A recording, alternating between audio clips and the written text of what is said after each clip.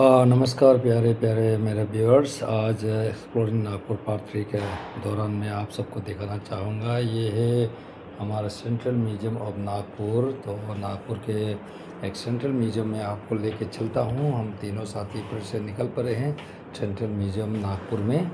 तो आइए देखिए आप भी। यहाँ में बहुत ही पुराना सामान जो म्यूज़ियम के तौर पे रखे गए हैं, जैसे कि आप देख पा रहा है। यहाँ में देखिए, यहाँ में कितने तलवार है, कितने आपके हथियार जो वार के दौरान इस्तेमाल किया करता था पुराने ज़माने के लोग। ये बहुत ही पुराना अलग अलग तरीके के यहाँ में सामान रखा गया है। जो हथियार है अपने आप को ब्लॉक करने के, सेव करने और दुश्मन को मारने के लिए, अपने को रक्षा के लिए। ये देखिए कितने अनेक प्रकार के हथियार है, बहुत ही अलग अलग तरीके के। ये है शिवाजी का तलवार, इतने लंबे और इतने भारी भरकम दिखने के लिए मिल रहे। और ये अपने हाथ को भी बचाने का, जब दुश्मन कतेंगे तो उसको रोकने। और ये बंदूक जो है बहुत ही अलग तरीके के बंदूक हैं, जैसे मैंने फिल्म में देखा गया था, तो वैसे यहाँ में दिखाई दे रहे हैं। तो हम लोगों को तो थोड़ा जल्दबाज में पूरा सा पहचान नहीं पा रहा हूँ, लेकिन धीरे धीरे अगर पढ़ेंगे तो आपको मालूम पड़ जाएगा कि क्या क्या चीज़ है।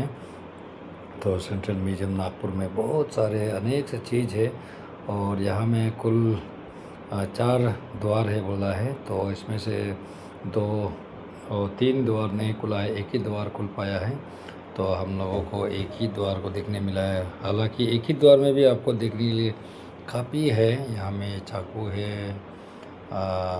इस म्यूज़ियम को देखने के बाद हम निकल पड़े और यहाँ में बहुत ही पुराना एक इमारत दिखाई दिया है। उसके बाद बुलंद शाह की एक यहाँ में स्टैचू दिखाई दिया रास्ते पे। हालांकि ट्रैफिक जाम की वजह से हम रोक नहीं पाए। गाड़ी से चलते चलते हुए आप सबको मैंने दिखाने की कोशिश की है। और आगे बढ़ते हैं। यहाँ में देखिए नागपुर रेलवे स्टेशन की तरफ, और यहाँ में ये ताज ब्रिज कहा जाता है इसे। तो बहुत ही खूबसूरत एक ब्रिज हमारे आगे की ओर है। देखिए ये दाहिने में है रेलवे स्टेशन के द्वार, वो सामने में दिखाई दे रहे हैं।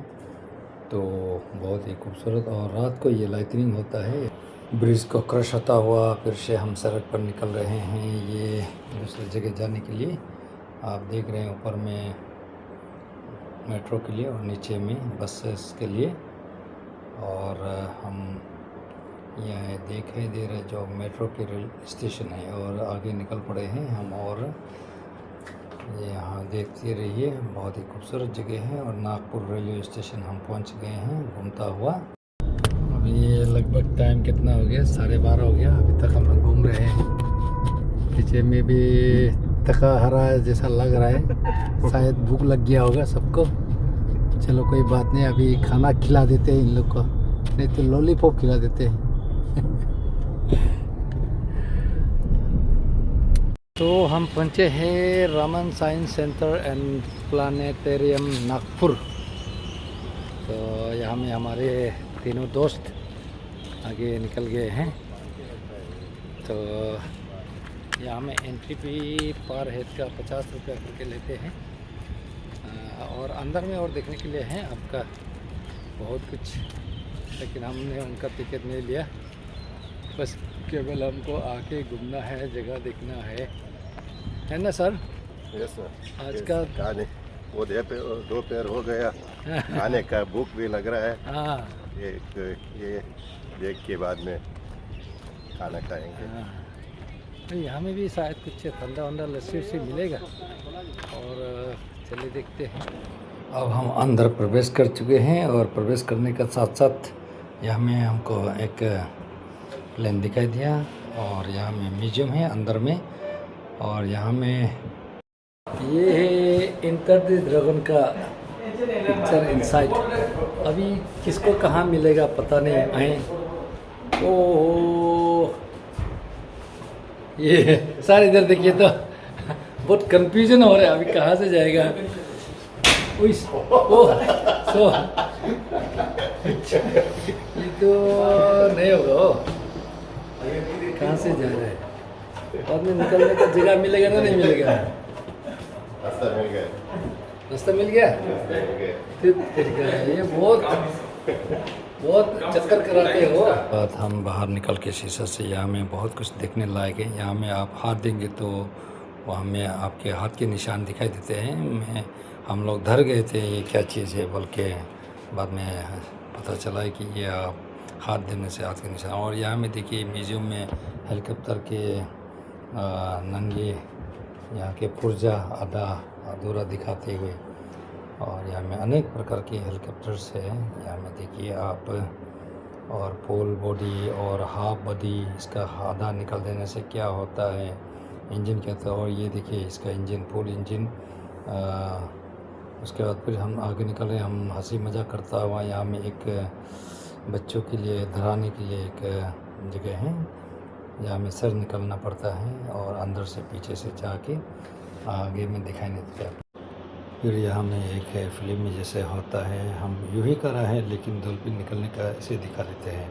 इसके बाद हम आगे बढ़ा, बहुत कुछ देखने लायक है। ऊपर नीचे हमने ऊपर बहुत कुछ जगह, और नीचे में जा रहे, नीचे में पहले भी देखा था। और यहाँ में शीशे से एक फ़ोटो निकल सकते हैं। यहाँ में हज़ारों फ़ोटो आपको इसी शीशे में दिखाई देते हैं। हमारे सारथी के बाहर जब निकला तो देखा कि इतने बड़े बड़े बंगले नागपुर में, हमारे सर जो चकरा जाता है ऊपर देखने के समय में। फिर हम गुजरा यहाँ में, अब देखिए यहाँ में एक सिंपल मैकेनिज़्म, हल्की सी उंगली से आप एक मारुति 800 को उठा सकते हैं।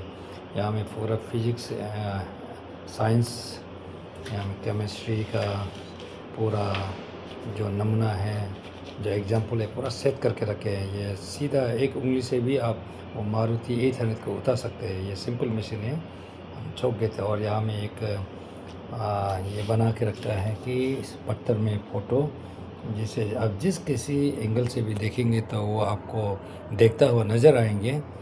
ये आप किसी तरह से भी मोड़ लीजिए, आप दाहिने या बाएं, ऊपर या नीचे, लेकिन ये तस्वीर हमेशा आपके पीछे रहेंगे, कभी उधर कभी इधर नहीं होंगे। आप जहाँ जाएंगे वहाँ तो आपको वो देखते रहेंगे।